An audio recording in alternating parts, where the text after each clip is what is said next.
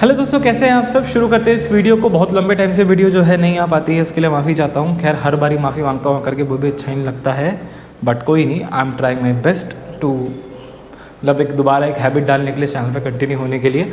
तो फिर आज का डिस्कशन हम किस चीज़ के ऊपर करने वाले हैं, बहुत ही मतलब इत्मीनान से सुनना आपने इस वीडियो को, और मैं इत्मीनान से बातें करूँगा। हेडफोन वगैरह लगा लो, डाउनलोड कर लो इस वीडियो को, ऑफलाइन वगैरह कर लो, बिकॉज ये वीडियो टाइम लेने वाली है। और भाई मैं बड़ा भारी डिस्कस करने वाला हूँ आज, मैं सच बता रहा हूँ। मतलब कि ना आपकी सारी समस्या का हल हो जाएगा इस टॉपिक के साथ में, ठीक है। तो यार होता क्या है ना, ये जो ICITSS है, मतलब कि जो आपकी ITT NOC की ट्रेनिंग्स हैं, जो कि आपको CA इंटर ग्रुप कोई भी एक ग्रुप क्वालिफाई करने के बाद आर्टिकलशिप में जाने से पहले करनी पड़ती है, गले का फंदा है ये।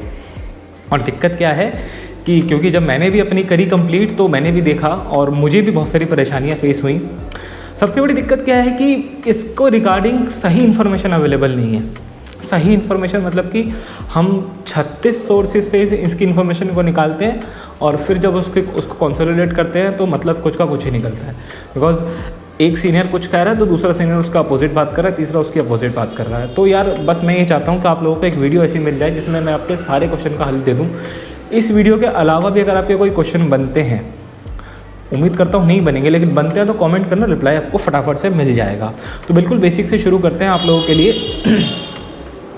बिल्कुल बेसिक से शुरू करते हैं आप लोगों के लिए। ICITSS नाम का एक ट्रेनिंग कह सकते हो आप, जो इंस्टीट्यूट ने आप लोगों ने रखवा रखी है। और अगर आप नॉर्मल रूट से आ रहे हैं, CPT वाले रूट से आ रहे हैं, तो आपको कोई भी एक ग्रुप का मतलब ग्रुप तो क्वालिफाई करने इतना ज़रूरी नहीं है इसके लिए, बट आर्टिकलशिप में जाने से पहले आपको इन ट्रेनिंग को कंप्लीट करना पड़ता है। इसके अंदर 2 ट्रेनिंग 15-15 दिन की रहती हैं आपकी। Information technology and orientation course. Information technology के अंदर आपको कई सारे चैप्टर्स कवर किए जाते हैं, जैसे कि टैली वगैरह की आपको जानकारी दी जाएगी, PPT, एक्सेल, वर्ड, मतलब बेसिकली आपको कंप्यूटर से और IT के साथ थोड़ा सा जो है फैमिलियर करवाया जाता है इस पूरे कोर्स में, जिसकी फ़ीस नियर अबाउट 6,500 रुपये आपको देनी है। और ये जो फीस आप 6,500 रुपये दे रहे हो, ये थोड़ी बहुत वेरिएशन के साथ चली जाएगी मेरे भाई, ठीक है। अच्छा, ओरिएंटेशन कोर्स जो है वो आपका कि आप जब ऑफिस में जाते हो, अभी तक आप क्या थे, अभी तक आप एक शेल के अंदर थे, उस शेल से आप आउट ब्रेक करोगे, क्योंकि अभी तक आपकी जो इंटरेक्शन होती थी वो इंटरेक्शन होती थी अपने एज ग्रुप के लोगों से। अब आफ्टर मतलब जैसे ही आपकी आर्टिकलशिप वगैरह स्टार्ट होती है, आपकी इंटरेक्शन शुरू हो जाएगी आपसे बड़ी उम्र के लोगों से, आपके मेंटोर से। हो सकता है आप ऐसे अपने से 20 साल उम्र बड़े आदमी से मिल रहे हो, 30 साल बड़े से लोग छोटे से मिल रहे हो, बराबर वाले से मिल रहे हो। तो बेसिकली आपको आपके अंदर एक्सटेम्पोर होना बहुत ज़रूरी है, आपकी कम्युनिकेशन स्किल्स अच्छी होनी ज़रूरी है। फॉर्मल्स कपड़े कैसे पहनते हैं वो आपको पता होना चाहिए, एक फॉर्मल अटायर कैसे मेंटेन करते हैं वो आपको पता होना चाहिए, ऑफिस एथिकेट्स क्या होते हैं, 3 साल की आर्टिकलशिप को आपको किस तरह से देखना चाहिए। इस टाइप की बहुत सारी बातों को जो है कवर किया जाता है इसके अंदर, जिसकी फ़ीस 7,000 रुपये के आसपास रहती है।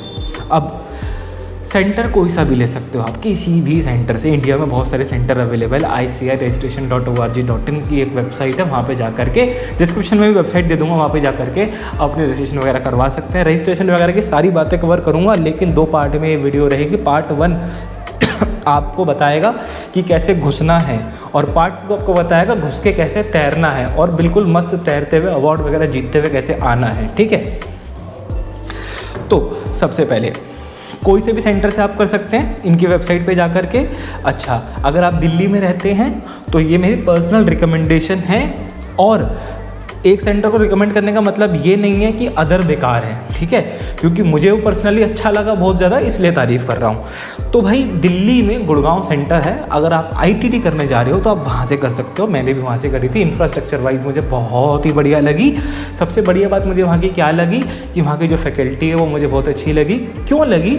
बिकॉज अगर आप एक्सटेंड द कोर्स जा रहे हो, बिकॉज मैं एक IT लेवल पर्सन हूँ, ठीक है, तो अगर आप कोर्स से थोड़ा बाहर जा रहे हो तो आपकी चीज़ को समझा जाएगा। कोई परेशानी वगैरह होती थी, कुछ भी होती थी, उस मतलब कि फैकल्टी में आपको एक फ्लेक्सिबिलिटी मिलेगी अगर आप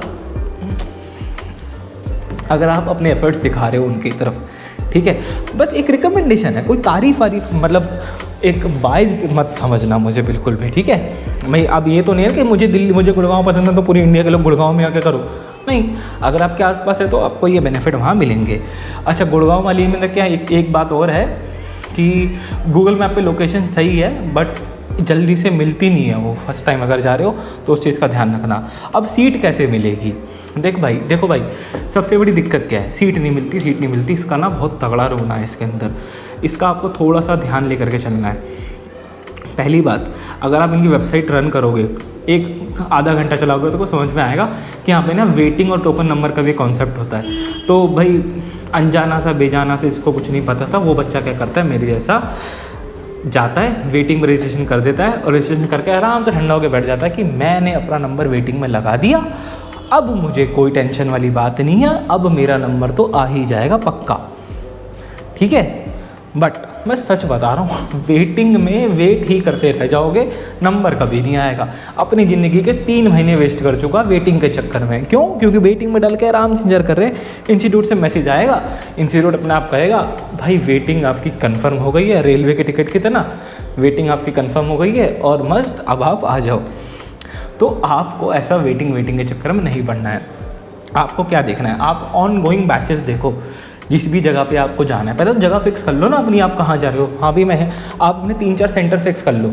दिल्ली में रहते हो ना अगर, गुड़गांव, गाज़ीपुर, गाज़ियाबाद और भी बहुत सारी और भी जगह अगर होती हैं, रोहिणी, ठीक है, विश्वास नगर, तो मैं उसमें से भी सर्कल डिवाइड कर लो ना कि मैं इधर जाऊँगा, क्योंकि दिल्ली तो छोटा सा है, जो अदर स्टेट है वो बड़ी हैं, तो वहाँ पे आप अपना सर्कल वगैरह देख लो।